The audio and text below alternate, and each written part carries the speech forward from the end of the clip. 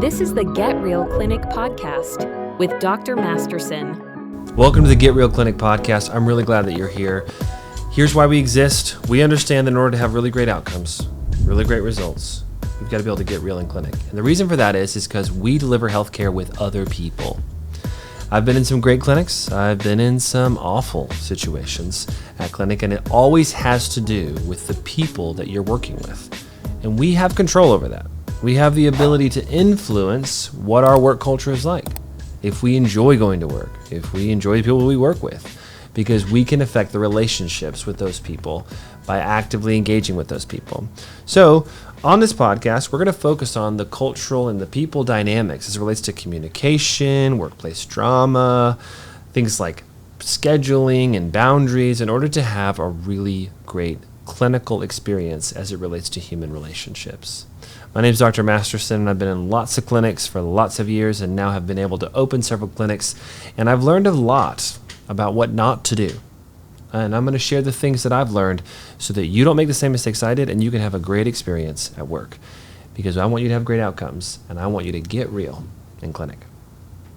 So on our first episode today, we're going to talk about what it means to have real communication in the office, in the clinic, with our staff members.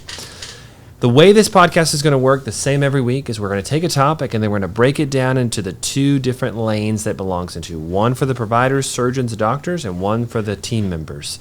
So that each person that has a direct role in providing patient care or doing something in the clinic feels like it's specifically targeted to them. My hope is that each person in the clinic, one or two from each group, will watch this, digest it, and then it will lead to a conversation. Because conversations typically lead to relationships, and relationships lead to great workplace culture. So this first part is for you, doctors, surgeons, medical providers, PTs, whoever's providing the care in the clinic, whoever's making the medical decisions. Here are the pain points you typically deal with when it comes to communication.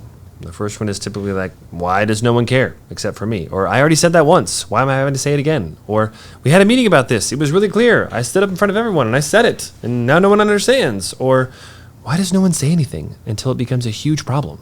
Or why do we keep making the same mistakes over and over again? If you have things like that, those are symptoms of the disease of poor communication. And it metastasizes. So we can put a stop to it. And we're going to make it really simple. Even though it won't be simple to implement, it'll be simple to understand. So, first of all, what does it look like to have really great communication? Ask yourself these questions when you walk into work tomorrow or the next time you're at work. Do I hear these phrases? Phrase number 1. Do I hear, wait a minute, I don't understand. Can you explain that again? If you're not hearing that, people won't feel safe to ask why. Do you hear people taking responsibility for things they've done wrong? Do you hear or feel yourself holding back from giving feedback out of fear of a difficult conversation? And do you hear people asking clarifying questions, right? That's different than saying, I don't understand. That's somebody saying, hey, can you repeat that? Hey, I think you said this. Are we on the same page? If you're hearing those things, clarity questions, saying I don't understand, and taking responsibility, then you probably have great workplace communication. If you don't, how can you turn it around? I'm going to walk you through each one based on all the wonderful mistakes that I have made. So let's talk about clarity first. I'm going to tell you a story. So we're running clinic. We are specializing in outpatient surgery in the clinic. My office manager is doing a wonderful job increasing our volume week over week over week. And then I decide all of a sudden, hey, guess what? I want to change everything. What? I'm gonna change it up. Why? It's going great. I know, but I read this paper, or I saw this study, or I watched a podcast, or I saw something and I just want to change it all. Okay? That may sound wonderful, and I'm not against change. We all like change. Change management is a different episode. But a lot of times when we get ideas in our heads, we like to start with the end in mind, right? I want to change this. Okay, that sounds great. Let's start with why. Because you're going to communicate 75 things. Now, the most important thing is not how to structure a communication message or how to have a bullet pointed lecture so that you can communicate your change. The most important thing is the person you're communicating with feels the freedom and autonomy, yet the expectation to say, ding, ding, ding, ding, ding. Can you please clarify like what the goal is here? That doesn't frustrate you. That doesn't make you angry or mad. That is them saying, hey, I am 100% in favor of this super great, super awesome change. Can you please explain like what the one thing is you want to do? And you would be so shocked at how this idea that's in your head changes immensely when it comes out of your mouth, right? It's here, it's one thing, but it may be jelly here, but it's peanut butter that's coming out of your mouth. And I know you don't think that because you get the jelly up here in the moment you're communicating it, but peanut butter's coming out of your mouth. And I know that's kind of a weird, crazy example, but that's why it's important to sample what you've given. Hey, real quick, what did you hear there? I heard this. Oof, that's on me. That wasn't even close to what I wanted to communicate, right? That's the most important thing right there. Making sure that they have the freedom to ask clarifying questions.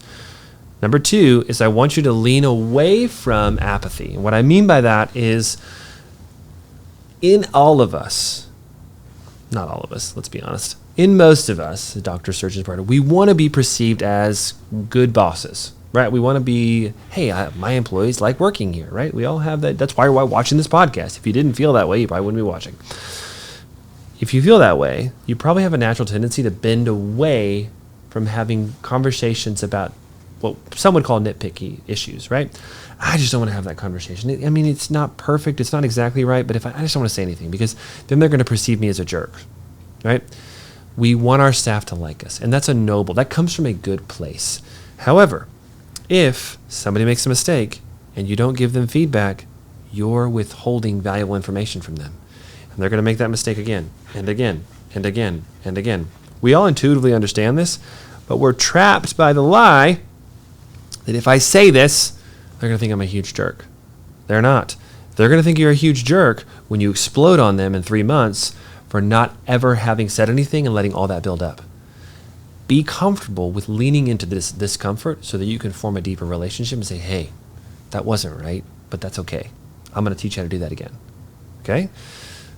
The last thing is making sure that there is the opportunity for people to say, hey, I'm not sure, I don't understand.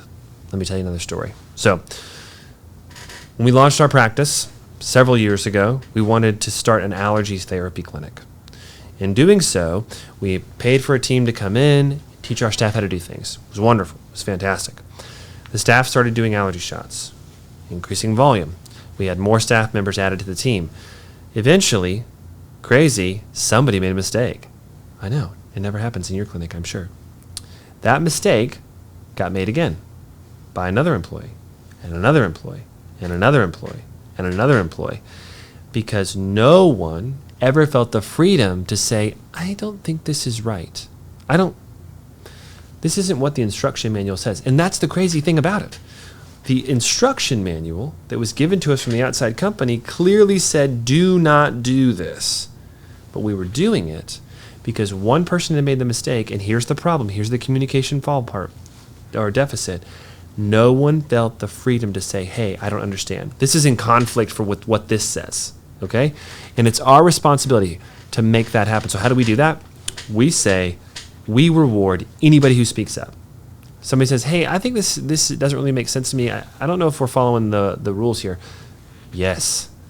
Give me more information on that. Tell me more about what you're saying. Reward those who are willing to lean into the discomfort. There's a psychological bias in all of us to where if we don't see people moving, if we don't see people taking action, we won't take action. So for the few random people on your team that are willing to do that, you reward it to death. Because that will incentivize others to say, you know what, I don't understand either. And you're never going to see the blind spots on the front line that everyone else sees that are on the front line. So reward that behavior. So real quick, let's summarize those really tactical steps. When you come in with a large communication, you're going to ask clarifying questions. Hey, what did I say there? Repeat it back to me. That's not even close to what I said. That's on me. Let me say it again.